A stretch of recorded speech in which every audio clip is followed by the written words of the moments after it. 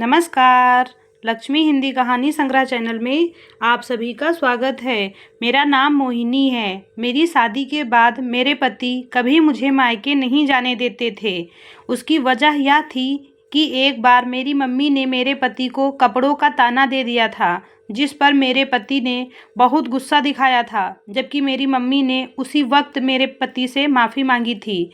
मगर मेरे पति ने यह बात अपने दिल से अब तक नहीं निकाली थी। अब मेरी मम्मी तो मुझसे मिलने आ जाती थी, लेकिन मेरे पति मुझे उनके घर नहीं लेकर जाते थे।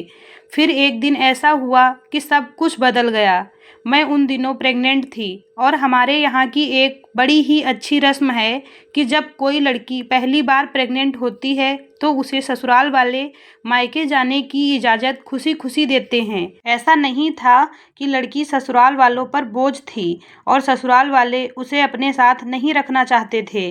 बस यह हमारे यहाँ की एक रस्म थी जिसे बहुत ही शुभ माना जाता था। इसीलिए मेरी मम्मी भी मेरे ससुराल आकर मुझे मायके ले गई और बोली, मैं तेरा अच्छे से ख्याल रखूंगी। ससुराल तो फिर ससुराल ही होता है, तू यहाँ कैसे रहेगी? मेरे यहाँ तेरी प्रेगनेंसी आसानी से गुजर जाएगी। मैं मम्मी की बात से सहमत थी। तभी मैंने अपने पति से इजाज़त मांगी तो उन्होंने भी खुशी खुशी इजाज़त दे दी थी। मैं हैरान हुई थी कि आज पवन को क्या हो गया है। खैर, मैंने इन सब बातों पर ध्यान नहीं दिया और खुशी खुशी अपने मम्मी के साथ अपने मायके चली गई। वहाँ जाकर काफ़ी दिन मेरी मम्मी ने मेरी बहुत सेवा की और फिर मेरी डिलीवरी का समय नज़दीक आ गया तो मैंने एक बेटे को जन्म दिया था। इसीलिए मुझे ढेरों बधाई और लाखों प्रार्थनाओं के साथ मेरी ससुराल विदा कर दिया गया। उन दिनों में मुझे अपने पति की याद आती रही, लेकिन उन्होंने कभी मुझसे बात नहीं की और वह ज़्यादातर वक्त बिजी रहते थे। इसीलिए मैं भी इधर से कॉल नहीं करती थी। उनकी इस आदत से मैं परेशान थी, लेकिन फिर मैंने समझदारी से काम लिया और कभी उनसे शिकायत नहीं की। मैंने सोचा शायद वह बिजी होंगे और वैसे भी मर्द जब उनकी औरत प्रेग्नेंट हो जाती है तो उसमें कम दिलचस्पी दिखाते हैं। खैर, आज पूरे 4 महीने के बाद मैं अपनी ससुराल वापस आई थी तो मैंने देखा कि मेरे घर का नक्शा ही बदला हुआ था। ससुराल में सास और ननद का व्यवहार भी मेरे साथ पहले से बहुत अच्छा हो गया था, क्योंकि आज सब झुक झुक कर मुझे नमस्ते किए जा रही थी। मैं समझी कि शायद वह मेरे बेटे की पैदाइश की खुशी में हैं, क्योंकि अक्सर सास ससुर ज़्यादातर बेटे देने वाली बहू को ही पसंद करते हैं। लेकिन फिर जब मैं घर में घुसी तो अंदाज़ा हुआ कि यह इज्जत और झुक झुक कर नमस्ते करना सिर्फ मेरे बेटे की वजह से ही नहीं है, बल्कि घर की बदली हुई हालत भी है। पहले मेरी ननद मेरे घर आकर मेरे सामने मुंह ही बनाती रहती थी, लेकिन अब मुझे बहुत प्यार से देख रही थी। मेरे पति ने मेरे घर से जाने के बाद पता नहीं कौन सा जादू कर दिया था, क्योंकि हर चीज़ बड़े तरीके से रखी हुई थी और घर में नए फर्नीचर भी डलवाए गए थे। मैं यह सब देखकर खुद पर यकीन नहीं कर पा रही थी और इधर पवन भी मुझसे बिना पूछे कहीं नहीं जा रहे थे। घर की तो जैसे काया ही पलट कर दी गई थी। फिर खुशी में मैंने फौरन अपनी मम्मी को फ़ोन लगाया और अपने ससुराल की सारी बातें बताई। उन्होंने खुश होकर कहा, दामाद जी ने बेटे की खुशी में तुझे तोहफा दिया होगा। मैं जानती हूँ मर्दों की फितरत ऐसी ही होती है। बेटा पैदा होने पर वह अपनी बीवी से बहुत खुश होते हैं। अब तुम उस खुशी की कदर करो और अपने पति की इज्जत पहले से भी बढ़कर करना, क्योंकि वह तुम्हारा ख्याल रखते हैं। मम्मी की बात पर पूरा अमल करती हुई मैंने अपने पति का बहुत बहुत धन्यवाद किया। मुझे लगता था कि वह बेटे की खुशी में पिछली सब बातें भूल गए हैं। मेरी ननद और सास मेरी सेवा में लगी रही। उन्होंने मुझे बिस्तर से उतरने तक नहीं दिया। शाम के करीब 8:30 बजे मैं अपने कमरे से निकलकर अपने बाथरूम की तरफ जाने लगी तो मेरे पति ने मुझे वहां जाने से रोक दिया और बोले, फिलहाल तुम यह बाथरूम इस्तेमाल नहीं कर सकती हो, और हाँ, यह बेड की चादर भी चेंज मत करना। यह सब मैं तुम्हारे भले के लिए ही कह रहा हूँ। पवन की बात सुनकर मैं हैरान हो गई थी। फिर मैंने पूछा, तो फिर मैं कौन सा बाथरूम इस्तेमाल कर सकती हूँ? मेरे सवाल पर पवन कुछ गिनकर बोले, कल तुम्हारे बच्चे की पैदाइश को 51 दिन हो जाएंगे। कल से तुम इस बाथरूम में जा सकती हो। फ़िलहाल के लिए तुम मम्मी वाले बाथरूम में चली जाओ और बेड की चादर भी मेरे कहने से पहले मत चेंज करना। उनकी बातें सुनकर मैं हैरान थी। फ़िलहाल के लिए तो मैंने अपनी सास का बाथरूम इस्तेमाल कर लिया था, लेकिन मेरे दिमाग में बहुत सारे सवाल थे कि मैं उस बाथरूम में क्यों नहीं जा सकती और बेड की चादर भी नहीं बदल सकती। लेकिन क्यों? खैर, अगले दिन मेरे बेटे को जन्म लिए हुए 51 दिन हो गए थे। इसीलिए मैं जब सुबह बाथरूम में गई तो वहां जाकर देखती हूँ कि एक कोने में बड़े साइज का गमला रखा है जिसमें कोई पौधा भी नहीं था। मुझे यह देखकर बड़ी हैरानी हुई कि यह गमला यहाँ रखने की क्या ज़रूरत थी। लेकिन मैं इतने दिन बाद घर आई थी, इसीलिए मैंने उस बारे में किसी से बात करना सही नहीं समझा। मैंने सोचा कि मैं जब कुछ दिन बाद स्वस्थ हो जाऊंगी तो मैं खुद ही इसे उठाकर बाहर रख दूंगी। लेकिन शाम को मेरे पति ने खुद ही मुझसे उस गमले के बारे में बात करना शुरू कर दिया। मोहिनी, तुमने वह गमला तो देखा ही होगा जो मैंने बाथरूम में रखवाया है। या किसी खास मकसद के लिए यहाँ रखा है, उसे वहाँ से हटाने की कोशिश मत करना। और दूसरा यह कि मैं जब तक बेड की चादर चेंज करने को ना कहूँ तब तक तुम वह चादर चेंज मत करना। पवन की यह बात सुनकर मैं हैरान हुई और पूछने लगी कि बाथरूम में गमला रखवाने की क्या ज़रूरत थी। आप मुझे बताएं ताकि मैं उसे अपनी जगह से ना उठाऊं। देखने में तो वह बहुत बुरा लग रहा है। अगर घर में मेहमान आते हैं तो उनको तकलीफ होगी, अच्छा नहीं लगेगा। मेरी बात सुनकर पवन एकदम गुस्से में आ गए और बोले, खबरदार, जो उस गमले के बारे में एक लफ्ज भी बोला तो उसे वहाँ से हटाओगी तो तुम्हारा ही नुकसान होगा, क्योंकि फिर तुम कभी माँ नहीं बन पाओगी।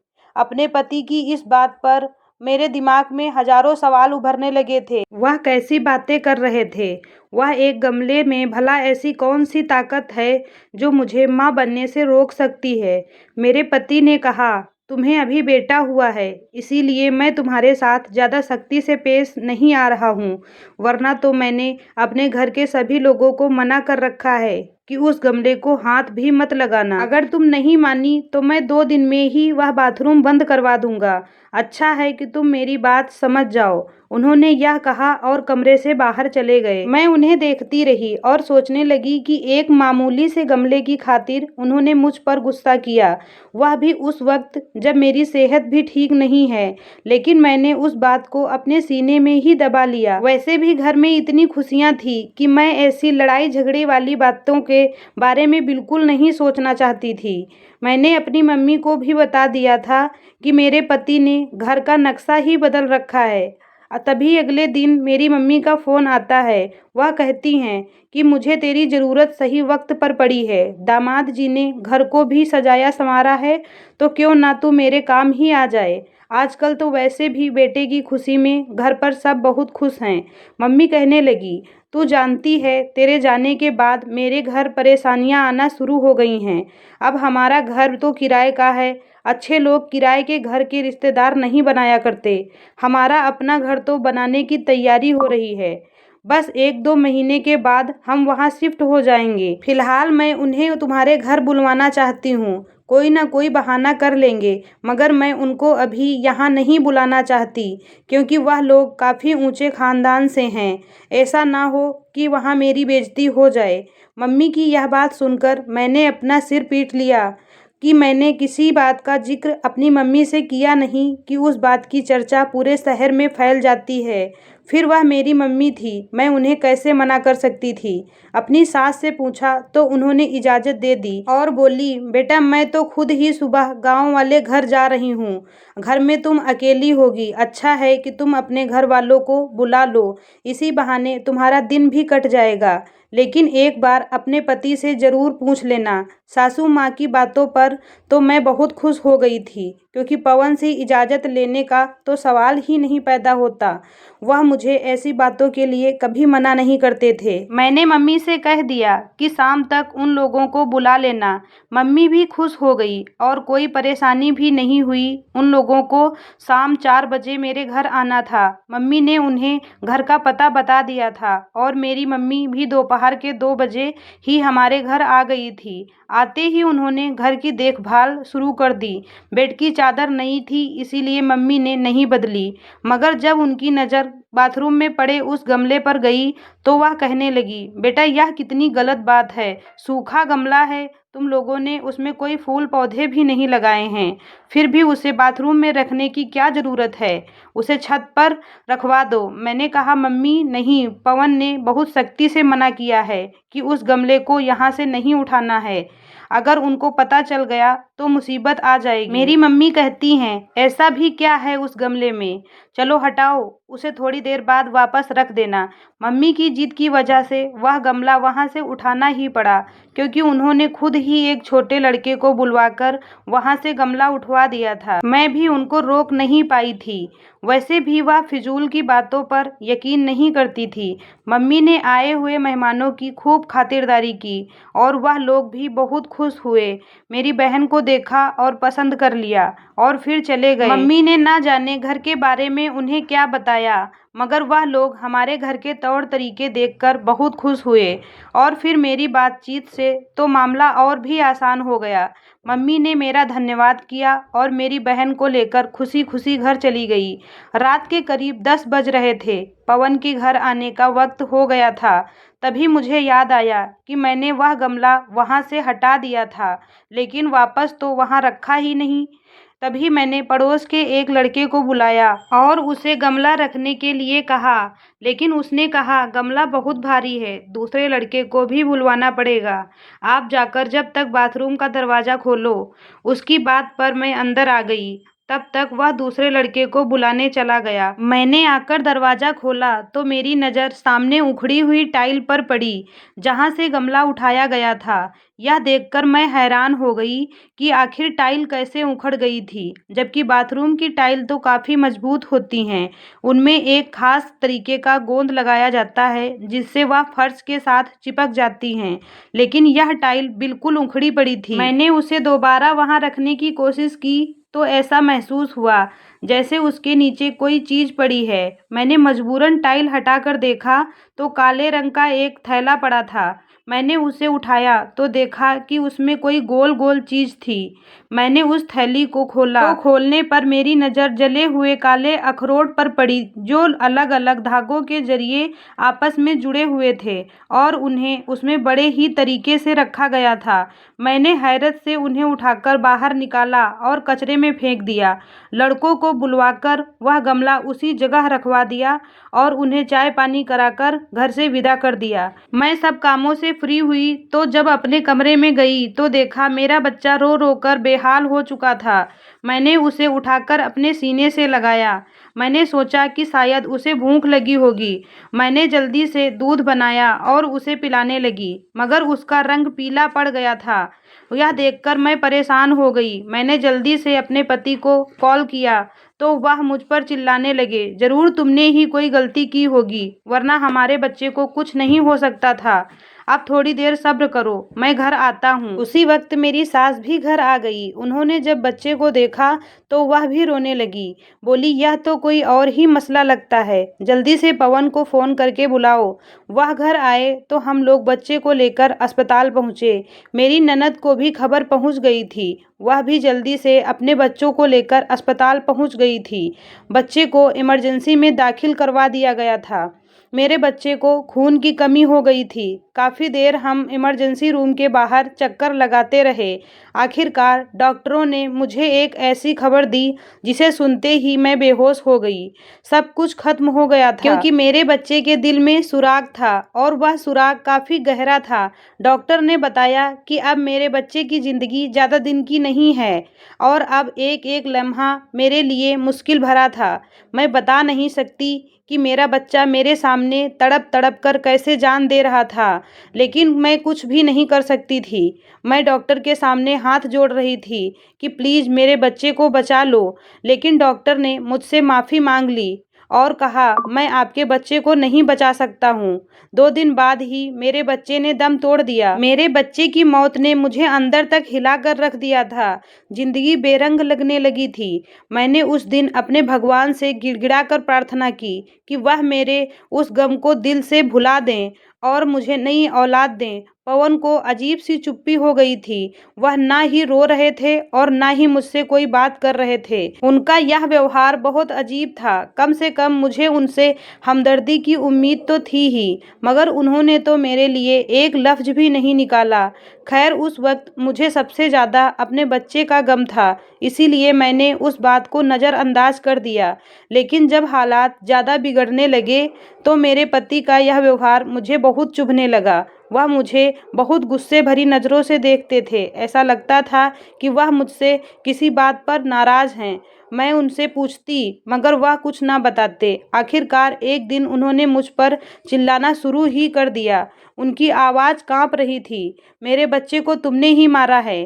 उनकी यह बात सुनकर मेरी आंखों से आंसू बहने लगे। मैंने मारा है? वह कैसे? मैं कोई उसकी दुश्मन नहीं थी। उसका उतना ही दुख मुझे भी है जितना आपको है। लेकिन अगर तुम वह गमला वहाँ से नहीं हटाती तो आज हमारा बच्चा हमारे सामने खेल रहा होता। अब तुम कभी माँ भी नहीं बन सकती हो, उन्होंने सफाई से कह दिया था। मैंने कहा, तुम ऐसा क्यों कह रहे हो? और औलाद देना ऊपर वाले का काम है। जिसने मुझे पहली औलाद दी थी वह मुझे दोबारा भी देंगे। भगवान के लिए ऐसी बातें मत करो, मैंने अपने आप को संभालते हुए कहा। तभी पवन बोले, लेकिन तुमने जो काम कर दिया है ना, उसके बाद ना तुम कभी औलाद पैदा कर सकती हो और ना ही कभी तुम्हारी औलाद जिंदा रहेगी। यह बात मुझसे लिखवा कर ले लो। मैं अपने पति की इस बात से बिल्कुल हैरान व परेशान हो गई थी, क्योंकि ऐसी क्या वजह है जो वह इतने विश्वास के साथ बोल रहे थे। मैंने डरते हुए उनसे पूछा। वो कहते हैं, तुम्हें यकीन नहीं आता तो मेरी कहानी सुनो। तुम मुझसे बहुत लड़ाई झगड़ा करती थी क्योंकि मुझसे घर के खर्चे पूरे नहीं होते थे। एक बार तुम्हारी माँ ने मुझे कपड़ों का ताना भी दिया था और कहा था कि मेरी बेटी तुमसे शादी करके खुश नहीं है। तभी मैंने एक फैसला किया था कि मैं यह दुनिया तुम्हारे कदमों में लाकर रख दूंगा। लेकिन तुम मेरा मजाक उड़ाती थी, मगर मैंने बुराई वाली हर एक चीज़ को अपने से दूर कर डाला। सिर्फ तुम्हारे बारे में सोचता रहा। एक दिन ऑफिस से आते हुए मुझे एक आदमी मिला। वह आदमी कुछ अजीब सा लग रहा था। उसने मुझसे कहा कि मेरे घर के हालात इसीलिए बुरे हैं क्योंकि मेरे ऊपर काला जादू करवाया गया है। इसी वजह से मुझे औलाद की खुशी नहीं मिल रही है। लेकिन मैंने उससे कहा कि तुम इतने विश्वास के साथ कैसे कह सकते हो? फिर उसने मुझे तुम्हारे और मेरे पूरे खानदान के एक एक आदमियों के डिटेल में नाम बताए। फिर उसकी बात सुनकर मेरा दिमाग चकरा गया था। उस आदमी ने मेरे हाथ पर एक काले रंग का निशान लगाया और कहने लगा, अगर तुम्हारे हाथ में जलन हो तो समझ जाना कि वाकई में तुम पर किसी ने काला जादू किया है और उसका तोड़ करने के लिए मेरे पास आ जाना। मैंने उस पर यकीन कर लिया। उसने मुझसे काफ़ी सारे पैसे भी लिए और मैंने उसकी बातों पर बिना सोचे समझे यकीन कर लिया और उसने कहा कि अब मेरे घर के हालात सुधर जाएंगे। उसने मुझसे एक नई चादर मंगवाई और उस पर कुछ पढ़कर फूंक डाली और कहा, यह चादर अपने बेड पर बिछा देना और जो अखरोट तुम्हें गमले के नीचे मिले हैं वह भी उसी आदमी ने मुझे पढ़कर ही दिए थे और कहा था कि वह घर के एक ऐसे कोने में रखना जहाँ कोई भगवान का नाम ना लेता हो। इसीलिए मुझे बाथरूम से अच्छी कोई जगह ही नहीं मिली। मैंने अपने पति की बातें सुनकर अपना सर पकड़ लिया था। मैं बोली, आपको लगता है कि उस आदमी ने आपके साथ सच बोला है? मैंने उनको समझाने की कोशिश की। देखो, यह सब फरेबी होते हैं, सिर्फ और सिर्फ जनता को लूटने का काम करते हैं। और पवन, तुम तो पढ़े लिखे व्यक्ति हो, ऐसी बातों पर कैसे भरोसा कर सकते हो? मैंने अपने पति को बहुत समझाया। उसके बाद मैंने जिस अस्पताल में अपनी डिलीवरी कराई थी उसी अस्पताल में जाकर अपने सारे चेकअप करवाए। फिर डॉक्टर ने बताया कि तुम दोबारा बहुत ही जल्दी माँ बन सकती हो। और रही बात आपके बच्चे की, तो वह दूध की खराबी की वजह से अपनी जान की बाजी हार गया था, क्योंकि मार्केट में बिकने वाले दूध में बहुत सारे केमिकल मिलाए जाते हैं। इस मिलावट की वजह से न जाने कितने बच्चे अपनी जान गंवा देते हैं। इसीलिए अपने बच्चों को ज़्यादातर अपने घर की बनी हुई चीज़ें ही खिलानी चाहिए और 6 महीने तक तो सिर्फ और सिर्फ अपना ही दूध पिलाना चाहिए। 1 साल बीत गया था और मुझे फिर से एक बेटी हुई। अब हम दोनों बहुत खुश थे। ऐसी ही और कहानियाँ सुनने के लिए हमारे चैनल को सब्सक्राइब जरूर करें। धन्यवाद।